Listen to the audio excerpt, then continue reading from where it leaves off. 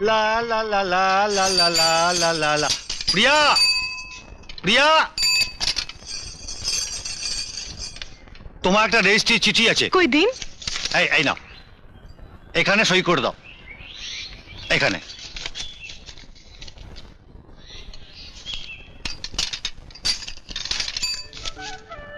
বকুলের চিঠি এসেছে, ছবিও পাঠিয়েছে।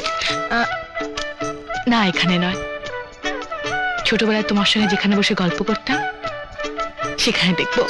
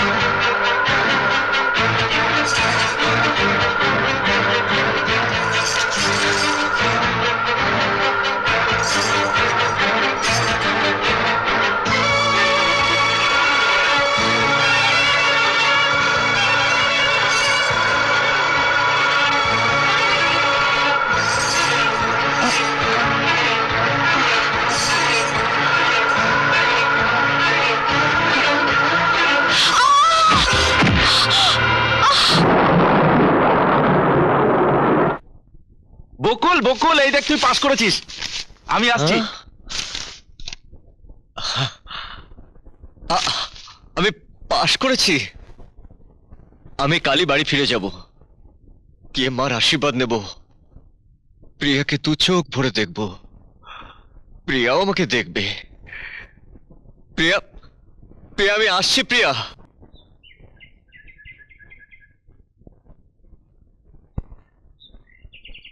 ও নিশ্চয়ই প্রিয়া। প্রিয়া, আমি বকুল।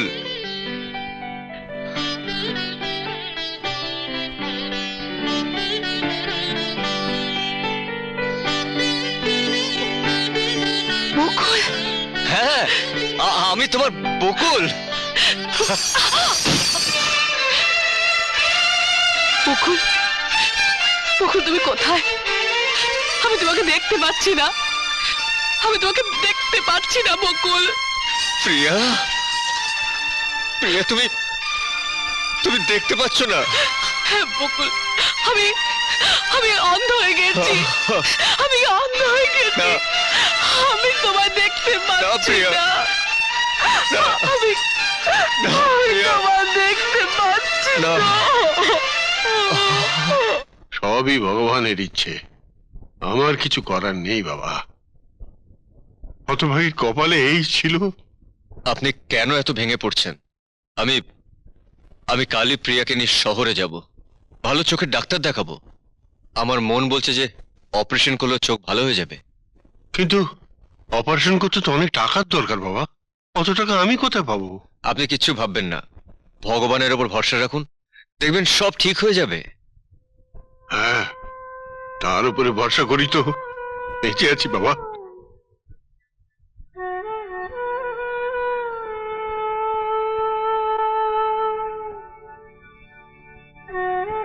প্রিয়া, কি ভাবছো?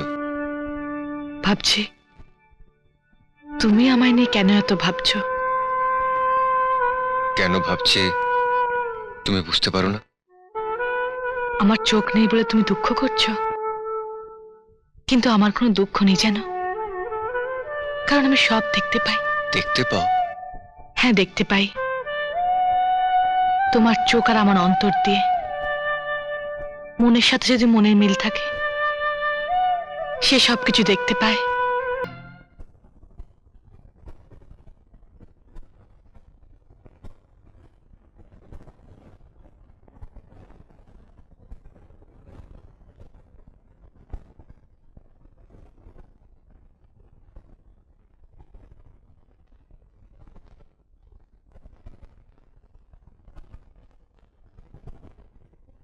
দেখুন, আমার মনে হয় ওনার চোখ অপারেশন করলেই ঠিক হয়ে যাবে, কিন্তু এর জন্য তো অনেক টাকা লাগবে। কত টাকা লাগবে? তা প্রায় 50,000 টাকার মতো লাগবে। 50,000 টাকা? ঠিক আছে, আমরা এখন চলি ডাক্তারবাবু। আসুন। এসো প্রিয়া।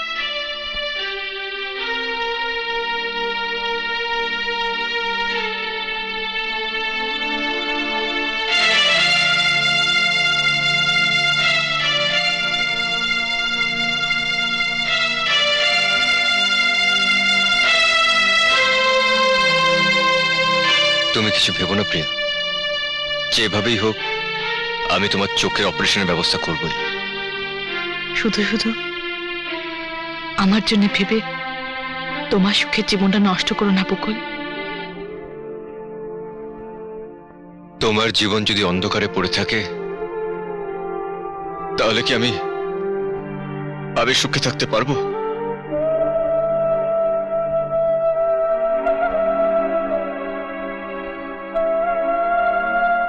আমার ভাগ্যে যদি অন্ধকার লেখা থাকে তাহলে শত চেষ্টা করেও তুমি সেখানে আলো দেখাতে পারবে না। প্রিয়া,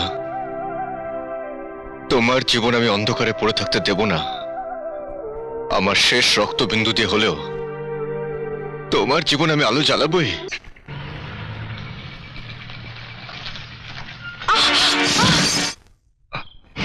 আরে উঠুন, আস্তে। হ্যাঁ উঠুন, কোথাও লাগেননি তো?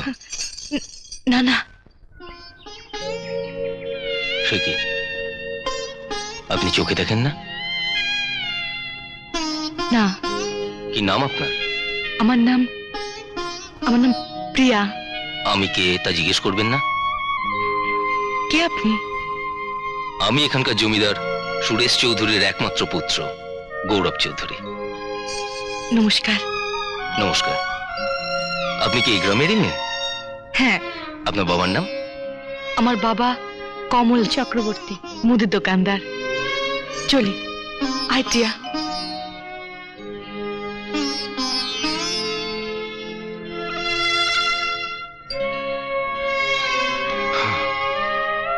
এরকম একটা মিষ্টি মেয়ে আমি কখনো দেখিনি, সত্যি অপরূপা।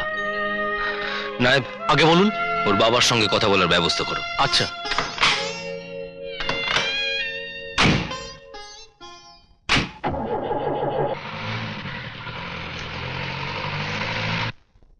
বকুল, আমি জানি তোর বাবা টাকা দেবে না। তুই আমার এই গয়নাগুলো বিক্রি করে প্রিয়ার চোখ ভালো করে তোল বাবা। মা, তোমার শেষ সম্বল এই গয়নাগুলোকে আমি বিক্রি করব? না মা, তা হয় না। বকুল, আমি তোর মা, তোর মনের অবস্থা আমি বুঝি রে। মায়ের কাছে এই গয়নার চেয়ে সন্তানের সুখ অনেক বড় রে। নে, ধর বাবা, ধর। মা, আমি আজই কলকাতায় গিয়ে গয়নাগুলোকে বিক্রি করে কালকের মধ্যে টাকা নিয়ে ফিরে আসবো। নমস্কার। নমস্কার, বসুন। না মানে আরে বসুন না। আপনার নামই তো কমল চক্রবর্তী। আগে হ্যাঁ। আপনার সংসারে একটি মাত্র মেয়ে। হ্যাঁ, কিন্তু বড় অভাগিনী। চোখে দেখে না, তাই না? আগে হ্যাঁ। ও কি জন্মগত অন্ধ? আগে না, কিছুদিন আগে গাছ থেকে পড়ে গিয়ে আঘাত পায়, তারপর থেকে চোখে দেখতে পাচ্ছে না। ডাক্তার দেখিয়েছিলেন? আগে হ্যাঁ। কি বলেছে ডাক্তার? ডাক্তারবাবু বলেছেন অপারেশন করলে ভালো হয়ে যাবে, কিন্তু তার জন্য অনেক টাকার দরকার, যেটা আমি কোনোদিনই জোগাড় করতে পারবো না। কত টাকা লাগবে? প্রায় 50,000 টাকা। আমি সেই টাকা দেব। এত টাকা আপনি দেবেন? হ্যাঁ, আসলে আপনার মেয়েকে আমার ভীষণ ভালো লেগেছে, তাই আমি আপনার মেয়েকে বিয়ে করতে চাই। আগে আপনি যদি আমাকে আপনার মেয়ের উপযুক্ত মনে করেন তাহলে দয়া করে আপনার মতামতটা জানাবেন। নায়েব মশাই, উনাকে সসম্মানে বাড়িতে পৌঁছে দিন। আচ্ছা।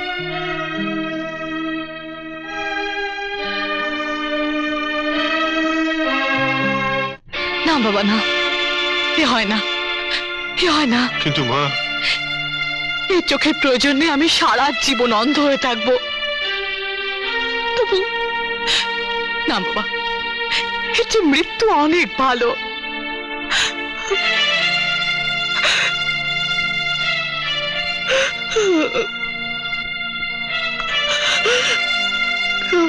আরে কি বলছো তুমি কমল? হ্যাঁ ভাই, ঠিকই বলছি। হ্যাঁ, না না না, রাজি হয়ে যাও এক্ষুনি, আর দেরি না করে এক্ষুনি রাজি হয়ে যাও। হ্যাঁ, আচ্ছা, জমিদারের ছেলে তোমার জামাই হবে, এর থেকে সুখের ব্যাপার তোমার জীবনে আর কি হতে পারে? কি হলো? আচ্ছা, ওই যে তোমার দোকানটা কার? গৌরব বাবুর। 10 বছরের মধ্যে তুমি তাকে একটি পয়সা ভাড়া ঠেকাওনি। এখন বিয়ে না দিলে যদি রেগে মেগে তোমাকে ওই দোকান থেকে, বাড়ি থেকে উচ্ছেদ করে দেয়, তুমি দাঁড়াবে কোথায়? হ্যাঁ। না না, রাজি হয়ে যাও। কিন্তু ভাই, প্রিয়া যে তোমার ছেলে বকুলকে ভালোবাসে, বকুলকে ছাড়া। আরে দেখ তেরি, রাখো তো তোমার বকুল। আচ্ছা, আমার ছেলের সুখের জন্য তুমি তোমার মেয়েকে নিয়ে পথে গিয়ে দাঁড়াবে? বোকা। কিন্তু ভাই, প্রিয়াকে রাজি করাবে কে? কেন? আমি রাজি করাচ্ছি, আমার উপর ছেড়ে দাও। এক্ষুনি তোমার বাড়িতে গিয়ে তোমার মেয়েকে রাজি করিয়ে আসছি, কেমন? কোনো ভাবনা করবে না, একদম দ্বিমত করবে না, আমি এক্ষুনি যাচ্ছি।